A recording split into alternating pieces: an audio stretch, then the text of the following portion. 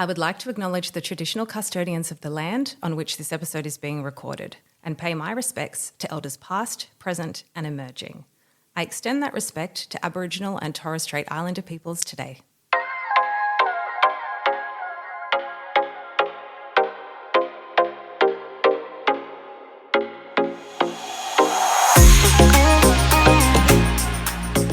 Welcome to Can I Get a Refill? The podcast that offers a nurturing and inspirational space for honest and open discussions around career aspirations, wealth creation, motherhood, healthy relationships with others and the self, as well as an emphasis on physical, mental, and emotional well-being. Join us for lighthearted, authentic chats with like-minded women, as well as more in-depth discussions with industry professionals to support your ambitions and heal old wounds, as we empower you to regularly fill up your own cup. I'm your host, Steph Bruno-Newton, singer, writer, podcast host, mum, and recovering people pleaser. Thank you for pressing play today, and now let's get into the episode.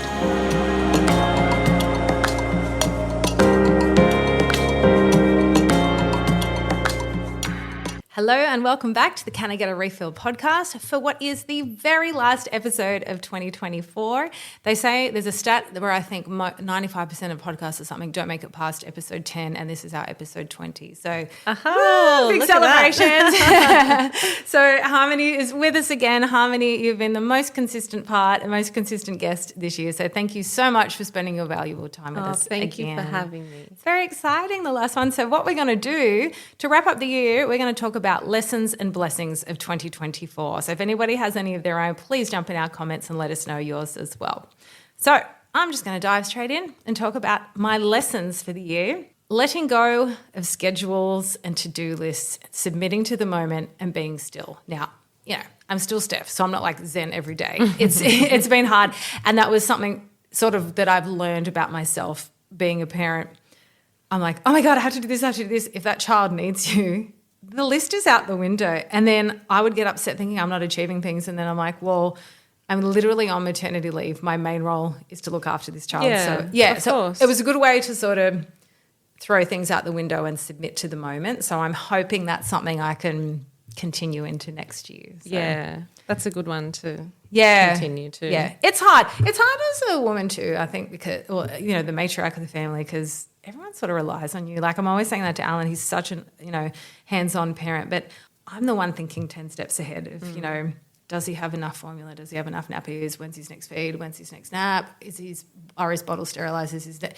Alan's like, where do you need me? And I'm like, yeah, that's great. That's helpful. But can you think ahead too? It's really hard. So I think, that's why women are like that. So when people criticise women, like if we all took a week off, see nothing get done. I'm just saying that. Yeah, exactly. Right? Yeah. Okay, the next thing I learned was maintaining my sense of self during motherhood was as important as I knew it would be. So I used to do singing gigs and I had to stop, for fertility issues, and I had a miscarriage, and then because being pregnant, it was very, very hard to do anything. I was, sleep on the couch by 4 p.m. every day. But I really wanted to start this podcast. I didn't want to wait. I was like, no, I'm going to do it I started while I was pregnant and then through having Leo. And I'm really happy I did. And I'm sure there's some mums out there who are watching thinking, oh, she should be spending time with her child. This was really special for me. This was a very special year for me. Like, it's a credit to you as well, starting something that you've never done before.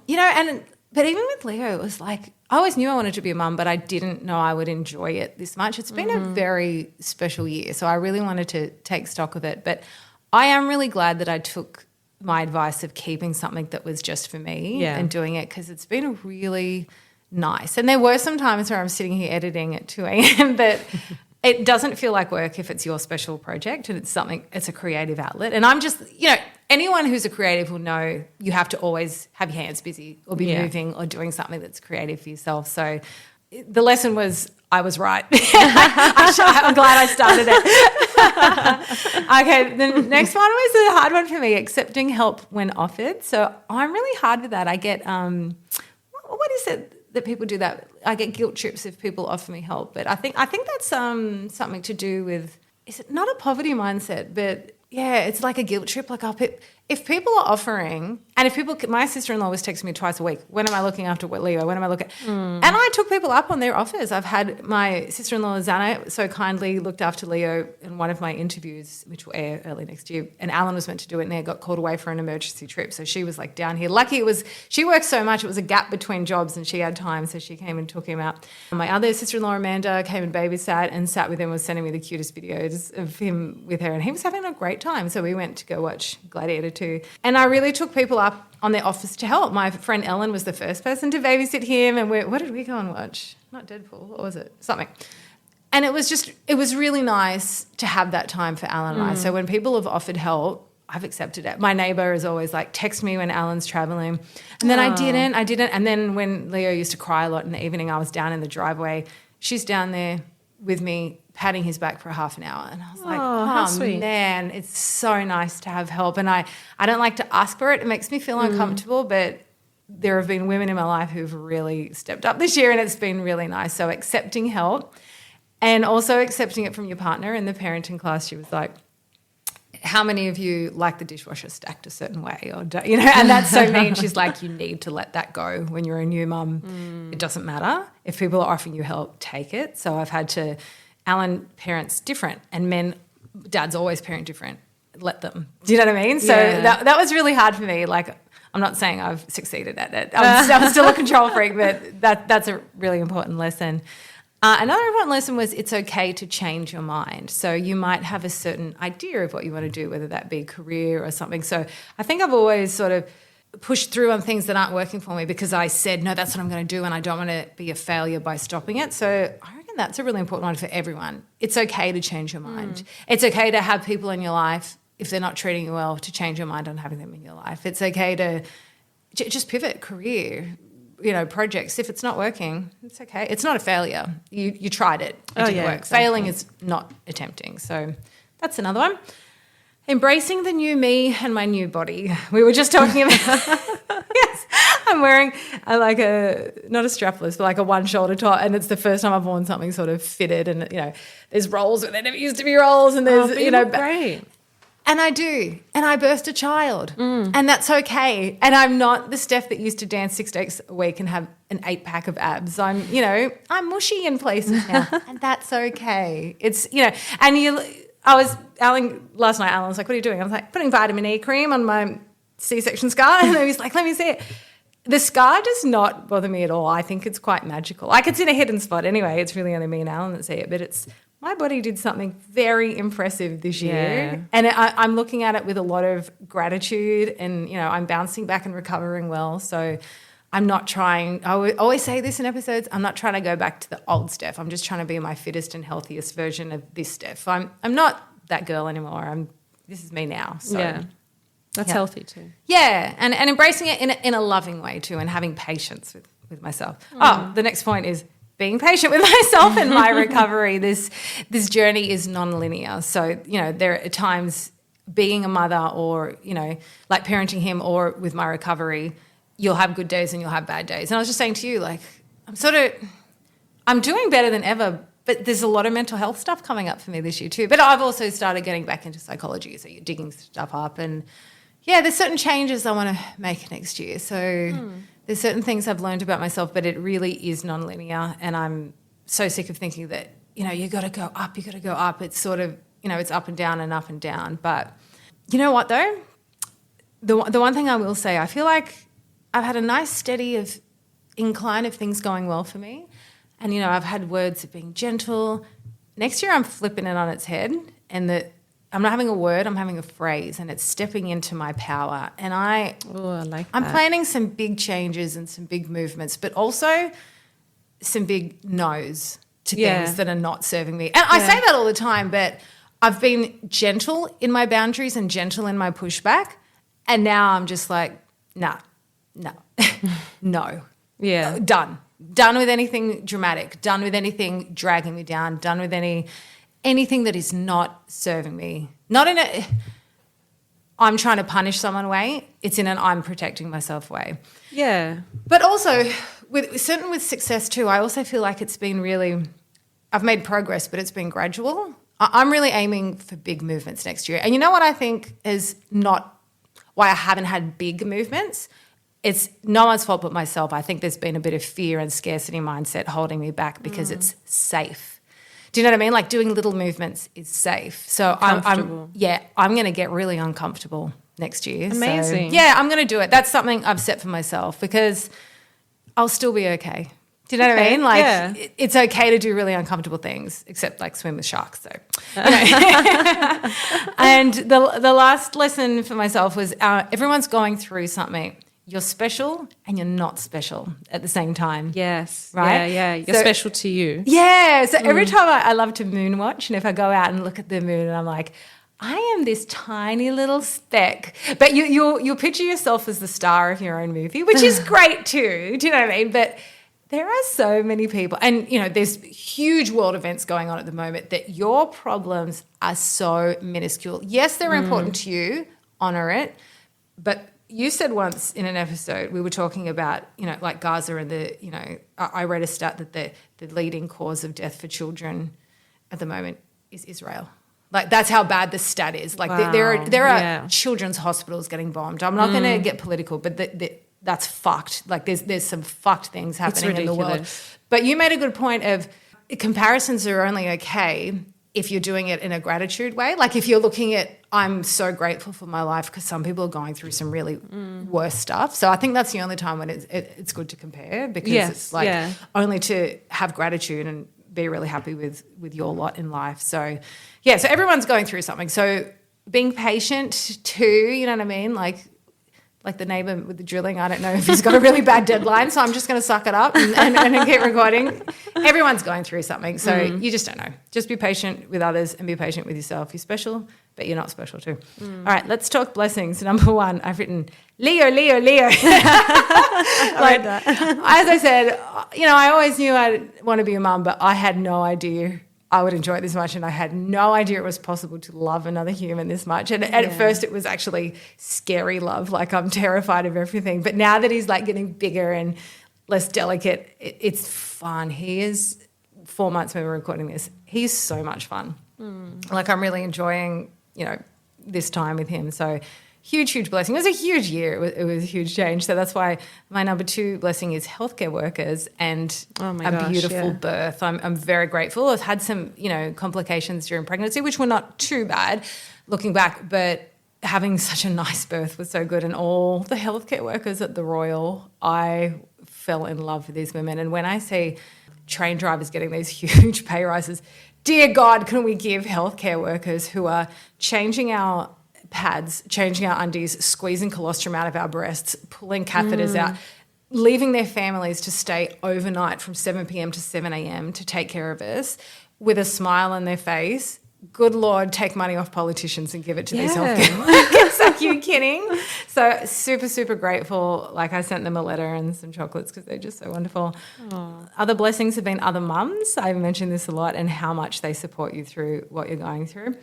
Alan's flexibility with work, like a lot of my mum friends, their husbands will go back to work 9 to 5 and Alan will go out to a meeting, then come back and look after Leah and I might go to the gym. And, and the dads, I think they said something like millennial dads are spending at least 3 times more time with their kids than my poor dad used to leave at 7 a.m. and come home at 7 p.m. So my dad was the same too. Yeah, like I feel like we probably missed out on a lot of a relationship. We used to do good Sundays. He used to take us on bushwalks at Cars Park, I remember all the time, and have a big stick in case there were snakes with our dogs. So, I just feel sorry for the other generations who just didn't get that bonding time with their kids. Apparently my dad didn't change one nappy. Not even one. No, but I think it's common because even when I was pregnant, I thought I was having a girl and Alan's like, oh, I think I'll leave the nappy changing. It's weird, a guy changing a girl's nappy. I was like, no, it's not sexual. That's ridiculous. So I think he's come around to that now.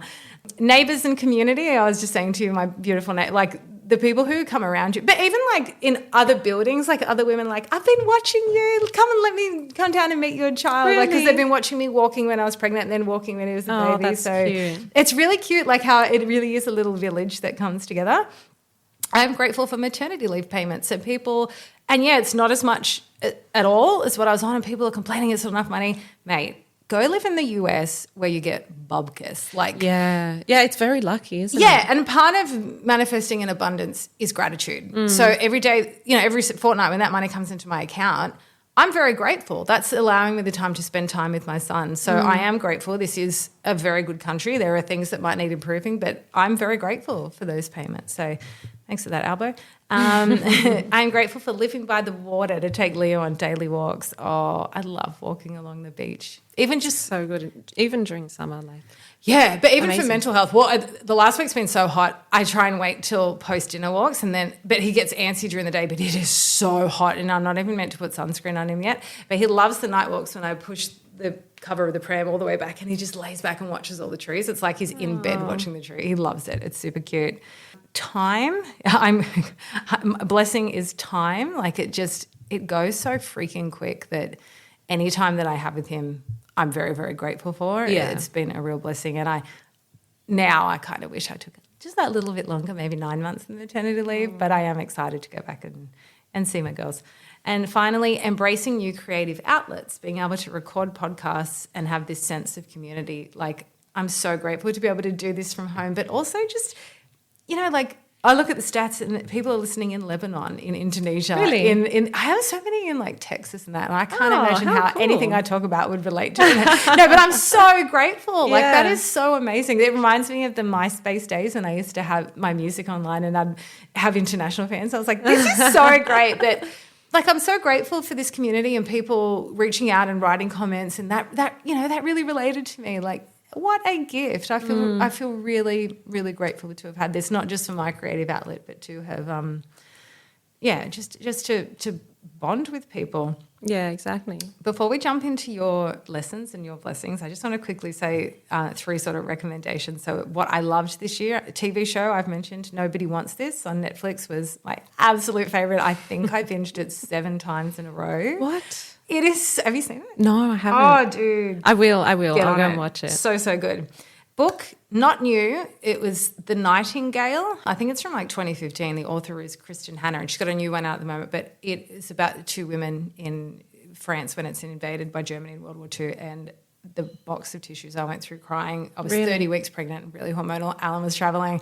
Oh, my God. So, so special. I've lent it to a friend. It was really special. Not new, but loved it. In terms of the new books, I know there's the Housemaid series. I'm reading the second one at the moment, not loving as much, but the first one, I was doing late night feeds and reading it. It's really scary, but if you like thrillers, that one is really good. I think the author is Frida McFadden. And Leanne Moriarty, I think she's had 9 books and I've read every single one of them. They're all up on the shelf. She's got a new one, Here One Moment. So she's an Aussie author. Loved that. So if anyone, that's the only sort of new book I would really recommend. That was really awesome. And movies, I go to movies every few weeks and I haven't walked out of the cinemas once this year going, that was a really great movie. Everything I've seen, a lot of them have been sequels of really brilliant first films. I'm like, I didn't quite, like Gladiator, I first saw it in year 2024 years ago when I was 17 at Broadway. Absolute classic. And then the new one, it's good. I mean, Denzel Washington's brilliant. He's great and everything, but it didn't need a sequel. I think that the movie was great. It's a classic. Don't touch classics. So, yeah. But The Woman of the Hour, I think it is, Anna Kendrick. You know the girl from Pitch Perfect? Yeah. Oh, the serial seen killer that? guy. Yes. Did you see it? I saw that. How good is that? Oh, my gosh. It's scary. True story. Yeah, I know. You know what? The 70s. I feel like it was the decade of the serial killer. Hey, because there was probably less ways to catch them. Like now you got DNA and stuff like that. People were less socially aware. But I read something that it connects children of war. So we're due now for like the children of these wars to grow up serial killers. I read something that connects that. Oh, that's lovely. Maybe children of lockdown as well. Oh, Lord. I know. Oh, my God, terrifying. Lock your doors. But, yeah, my God, just full serial killers in the 70s. It freaked me out. And the fact that he was on that dating show. Like, it was so on the edge of your seat. And I like true crimes. And one of my best friends, Alexis, loves it. So I texted her. She's like, already seen it, like on it straight away because I thought it was so love good. that stuff too. And love Anna Kendrick and directed it and starred in it. Think she might have produced it. Best part of it, all the profits went to RAIN, an organisation that my favourite singer, Tori Amos, used to talk about women of rape and like survivors of rape and domestic violence. She did it right because, what's the book? It Ends With Us, and it had the film this year with Blake Lively. And I liked the film, but Blake Lively copped a lot of criticism, rightly so, because she's trying to make it like that Margot Robbie Barbie red carpet scene. and it's not. It was a film about domestic violence, and it would have been nice if – and I think she acted like irked that people had called her out on it, but that kind of screams privilege to me that you haven't had domestic violence to know how serious an issue it is. And I'm glad you haven't, but I'm just saying it's a really serious issue. So I would say Anna Kendrick is also a very, very highly intelligent girl. I think she's really learned from that, and all the profits went to survivors. So I thought that was really special because do you remember the scene where everyone's like, oh, the scene where she's walking to a car and he's behind her? Yeah. But this is how fucked it is as a woman. Do you know how, like, I had these guys say something about having a nice ass yesterday. A, I have a great ass. That's not up for debate. But two, I don't want to fucking hear it. I don't want you to hear that. I'm walking my son in a pram. Yeah. It made me feel uncomfortable. And so what do? The walk home? Check over my shoulder. Yeah. Check over my shoulder. And how many times have we all walked home? And like someone wrote online, do you guys know that we walk home with our keys between our forefinger and middle finger, like getting ready to stab, or like that's how it's been your whole life. I remember walking home from Hurstville Station and being followed and running into the library, not having a mobile, hiding under the stack of books and getting them to call my brother to come meet me. Like this is how we live. Like from children as well. Like I was having a conversation with my best friend, and we at this age don't know how many pedophiles are out there, but when we were younger, the amount of people or men who asked us for our numbers or chatted us up or tried to talk through their cars or whatever when we're in our school uniforms. Uniform, 14, I had a guy old look me up and down to my privates. Do you know how I went home feeling just abused and I wasn't even touched. I was 14 years old. And then you go home quiet. You don't so like there was no space to talk about it then. I just don't think men know. And there was a thing on a where a celebrity said it, but yeah, I just don't think Saoirse men. Ronan, was it that one? Yes. Yeah. I don't know how to pronounce it. She's one of the best actresses in the world, Irish. How do you say her name? Saoirse. Okay, thank you, Ronan, right? And she's on Graham The Norton's panel, show. yeah. And the men, and they're nice men of Hollywood. And she's like, And first of all, when she tried to say it, they talked over her, and I'm like, hello, my life. And then second of all, she's like, that's what women deal with all the time. We have to think, do I have time to get my phone out? Like I will plan, you know what I mean? Like have I got my phone near the ready? Have I got, some sort of thing I can use as a weapon? I remember in high school, I went from like going to a local Catholic primary school to going to Newtown, the Performing Arts High School, and catching the train and getting off at Redford. And my mum gave me a personal alarm device. I own this card to this day because I dropped my bag in the C block. I think it was C block where the maths classes were, and it went. Everyone looked at me, and I went home crying, saying, "I'm never using this again," because I was mortified because you don't know anyone that well when you're 7. But like everything was scary. So and you have to be preventative. I hate that. Yeah, and I'm a strong girl, but I don't have enough strength to overpower one or two men. That's just the reality of it. And it's funny, I feel way more delicate now that I have Leo. Like even of dogs, I'm like, I'm so protective. This is my most important thing in the world. So I just thought Anna Kendrick did it so brilliantly. So if anyone hasn't watched that, go watch it. She's awesome. I love her. Harmony, my friend, over to you. Let's start with your lessons of 2024. Okay, so the first one, just because you can do something doesn't mean you should. So I love that. Example. Well, I've just been working like always, 7 days a week for years and years and years. And this is the first year that I have slowed down, technically slowed down. So then I've picked up more projects. And we're so similar. I know. I've started a new company, and like there's so many things to do, and I've just been like, I can do this and that, and like the options are endless. So then my to-do list has been endless for the majority of the year, and I'm just looking at it now like I don't have to. I always say this is a Western thing. I truly am not seeing that as much in Europe, which is probably why their finances aren't as great. Their economy is usually in the toilet, but they're happier, healthier people. Yeah. They're living a long time.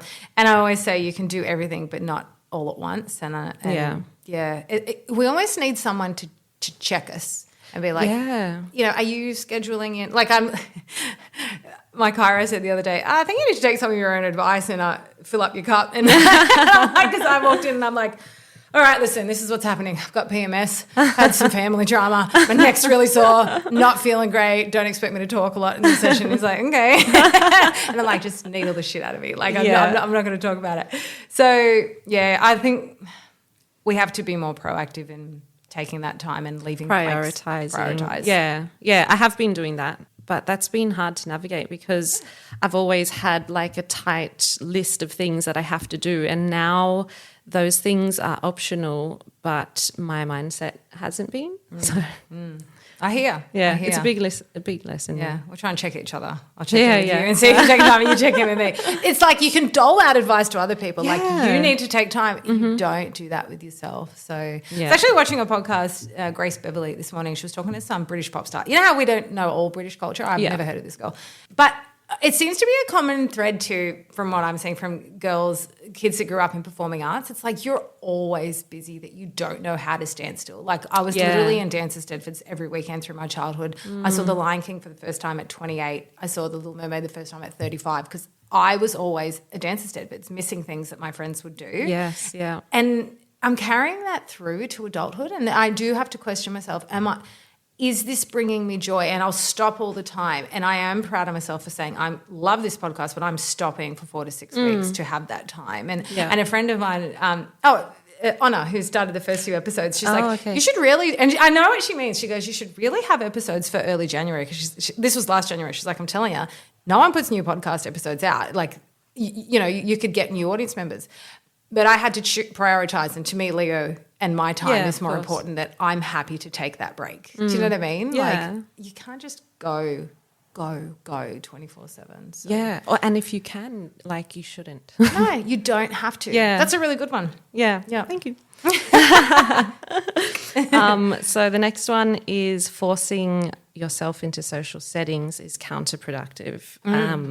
And because I have had more, I guess, available time on my hands, I've been, doing more things that I never used to get to. Because you're choosing to, or because people are saying, "Oh, you've got more time now." A bit of both. I've been I'd warned everyone I've got more time now, so I'd say, after this time, after I launched the app, I can do all these things, So I pushed everything off to then, and now I'm just like, and now I'm like, I'm not regretting it anymore. Yeah. That was something I was worried about for maternity leave, that people would be like, "Oh, you've got spare time." I cannot believe A, how fast it's gone, and B, how little time I had. And because when they're young, it's like feed, change, playtime, nap, start again.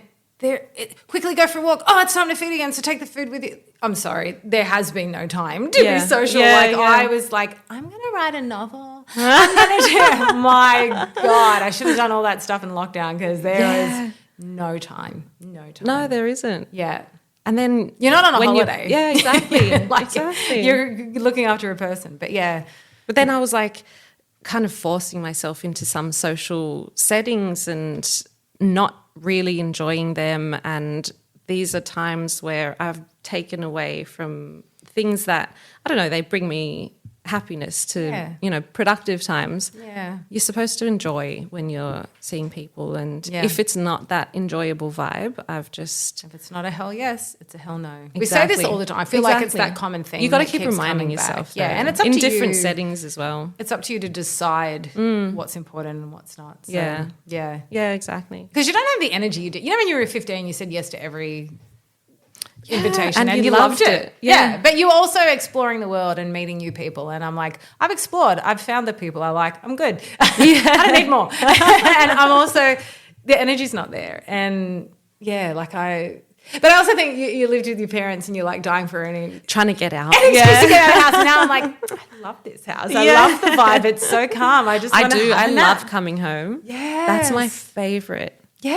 It's always been my favorite. But at the moment, I'm always like up, alarm, into the kitchen, do your thing, do your yoga, do your meditation, do your exercise. But the new thing you do is you upgrade, you promote your son from his bed to the big bed, and then you play in the bed in the morning, and he is his happiest when he first wakes up. And it's a good half an hour of just like cuddling and wrestling and kissing and oh my God, and especially with the new linen sheets, it is so good. And I just like, oh man, I wish I could go on forever. I just love it. I've always been a bam, bam, bam, bam, bam morning person, and I love it. Yeah. Absolute best part of the day. It's a good change. Yeah, I used to be the best part of the day was just before bed, and I'd read and and it's just different schedule with him now. So it's the mornings of just playing in bed. It's just so good. I don't want to lose it. Okay, and my life now is not my dream life, but it is exactly what I dreamt about at one stage in the past. Oh, your list is so much better than mine. Oh, I wrote it in the car. I love it. That is so, so true. You know where they say you should only look back to see how far you've come? And just remember that one day you prayed for a life like this. And there's an actual time where I did all of the things about my life now I wished for. Yeah. And I'm in them now. Yes. And but this is the problem with the Western culture of we're always looking for what we don't have and not like taking stock. So I do my gratitude list. I will say prayers at night and thanking for and specific things that I have. So my first partner, I mean, he was a nice person, but it was such a, like, I was so emotionally abandoned.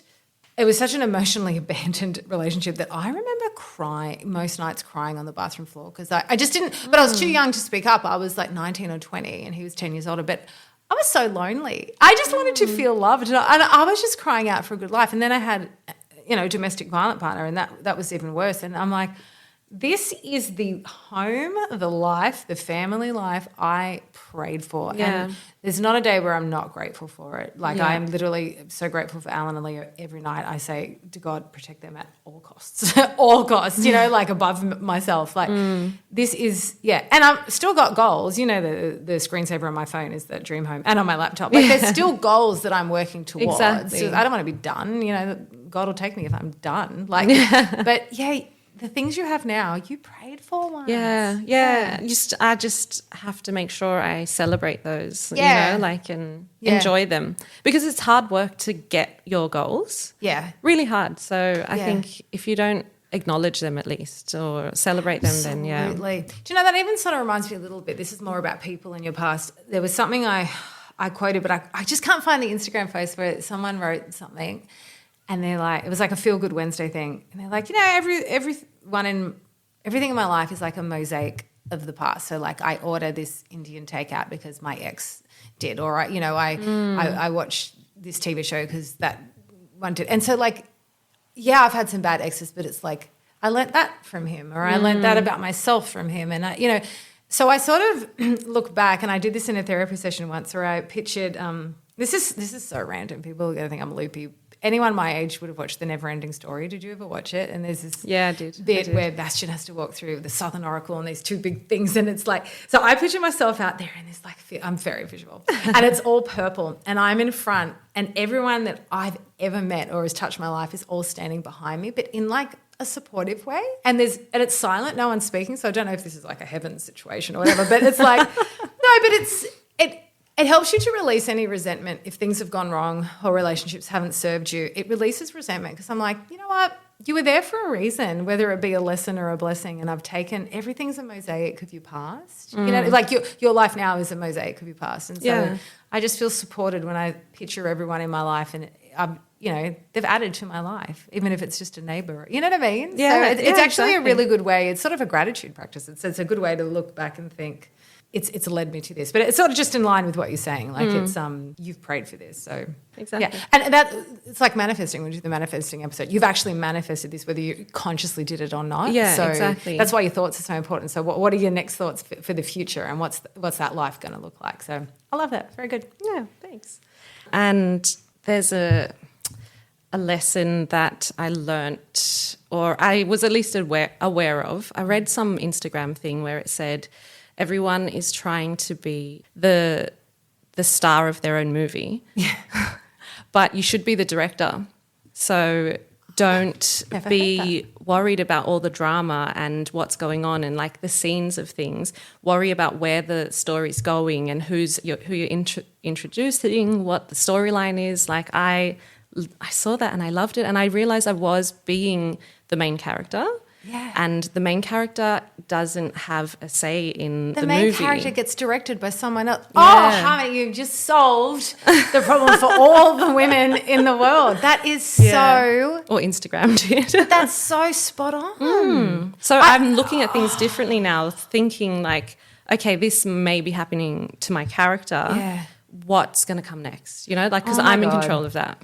That is so spot on. It even relates to stuff with me with career. I feel like I've always waited for someone to give me an opportunity, and now I feel like I'm just making my own opportunity. I'm not waiting for someone to approve and say, yes, you can have I'm just going to do things on my own and try. Yeah. And we that's can. so good. You're Yeah. just giving me such a light bulb moment. You should be the director. Yeah. The director is the one in charge. Yeah. Oh and my they're not in gosh. front of the camera, and they're not emotionally invested, or, you know, like bad things that happen there can be good for the director because it causes, you know, the drama, or, you know, gets the Or you can be views Anna or Kendrick, whatever. where you're the star and the director. Yeah, true. Why settle for one?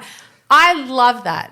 That is Yeah, so me spot too. on. And I think that's something that we learn with age, women having a voice, and that's something that we haven't always had. Yeah, you having know? a say. I haven't always had a say. I haven't always had a voice. So, oh my God, I'm in a moment now. That's such a light bulb thing. I Yeah. love that.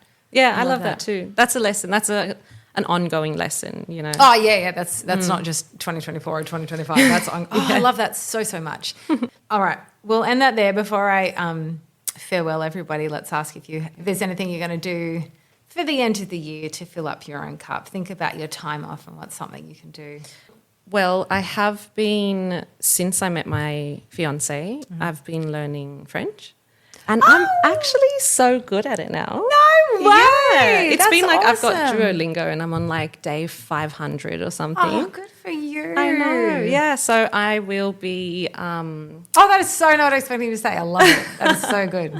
well, I'm just going to start now because I've got the vocabulary and we can speak full like conversations now. So I'm going to start watching and reading French stuff, like Oh my movies gosh. and books. Okay, so that's the best way. So my dad came here from Sicily in the 70s, had zero lessons, you know, never read anything, just worked as a hairdresser in Double Bay and just still does decades later. And he has his own salon now. So he's talking to people all day, every day. So the conversations, and I used to go out with this Greek guy, and his mum was here as long as my dad, if not longer, could barely string a sentence of English together because she didn't even drive. She stayed in her kitchen all day and cooked. So conversations. Immersion, and yeah. and my dad, like a lot of people like overseas will learn English by watching American movies. So I just think if you're always hearing the conversation, because it's the stringing the sentences together. It's like I know exactly. a lot of Italian words, but it's hard because they do the masculine and the feminine, and there's a lot of different the same in connecting French. words. Yeah. Yes. Well, it's all Latin derivative. So for me, it's the stringing together of the sentences. So people will talk to me in Italian and I'll just respond in English because I get it, but I struggle to connect the sentences. So that's funny you say that. That's mine and Alan's goal for next year, to do Italian lessons, because he really, like, he's Aussie, but he loves the Italian culture, like my mum was with my dad. It's very important for him because Leo is Leo Matteo. Okay. My Zia in Sicily only calls him Matteo because she likes that name better. But it's really important for us to uphold that Italian culture, and when he's a bit bigger, we'll take him there. So it'd be really good if we could learn better and then speak it to him, because when you're a kid, you're a sponge, you can really learn it. So that is so awesome. Well, that's mine too. I'm adding that too. That's something I'm going to learn. No, but my thing is to really switch off over the break and just try and do less things. And if I do anything online, just like creative stuff. Like I do like to do Fun little stuff. recipe videos and stuff like that. Exactly. But we'll try and log off. Yeah, I'm going to have lots of days at the beach with Leo. So and Okay. slip, slop, slap. Thank you so much. You absolutely have been the most consistent part of this podcast. It's been really great having you here, but I am grateful for you spending your time. And you're just like, every time I'm like, can you do this? Yep, lock it in. Like, you're just, it's been so easy. It's just been such a pleasure. And everyone listening, you have absolutely, other than Leo, you guys have made my year. It's been really beautiful to have this community and everyone messaging me every time they listen to it. But also, if you do love the episodes, please, please, please review if you haven't yet. And also, if you like an episode, just take a screenshot and share it in your story. That just really helps more people to hear, so we can continue with these episodes. Take very, very good care of yourselves. I'm going to speak to you very soon in the new year. Take time to fill up your cup and really enjoy your summer break. Thank you so much. There is no resource more valuable than time, and I thank you for spending your time with us today. Your voice is so important, and we would love to hear which topics you would like discussed in future episodes. Please reach out by Instagram at Can I Get a Refill Podcast or on our private Facebook group to let us know. If you enjoyed this or previous episodes, we would be so grateful if you could please subscribe, rate, and review to help our voices continue to be heard. Catch you in the next episode.